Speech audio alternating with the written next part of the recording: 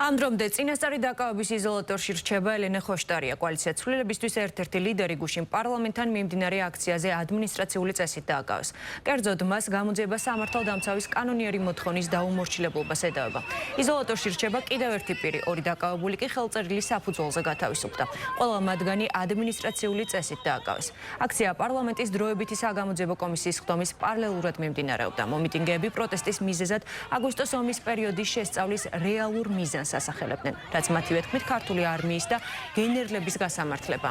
რუსთაველზე მიმდინარე აქცია გვიან ღამით დასრულდა. აქციის მონაწილეებმა ყოველდღიური პროტესტის მოთხოვნებიც გააჟღერეს. ხელახალი საპარლამენტო არჩევნები და დაკავებულების გათავისუფლება.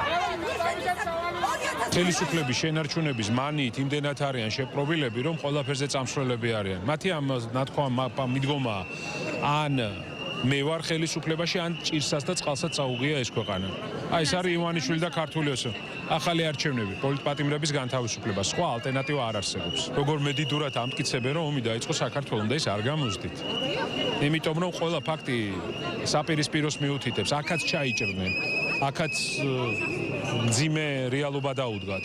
და ეს ყველაფერი ხდება მხოლოდ იმიტომ, რომ ხელისუფლება შეინარჩუნონ. დრო არის რომ გამოფხიზდეს ქართველი ერი, იმიტომ რომ 2008 წლის ომსაც რაღაც საქართველოს აწერენ და ამაზე დიდი დამცირება ჩვენი ქვეყნისთვის და იმ გენერლებისთვის და ქართველი გმირებისთვის, ვინც თავი გაწირეს ჩვენი დამოუკიდებლობისთვის და იმისთვის ჩვენ დღემდე ასე მოვსულიყავით, ძალიან უადგილო არის და ყველანაირი წითელი ხაზები გადაკვეთეს, რომელიც არც ერთ ხელისუფალს, ეგრეთ წოდებულ ხელისუფალს არ უნდა შერჩეს და არ უნდა ეპატიოს.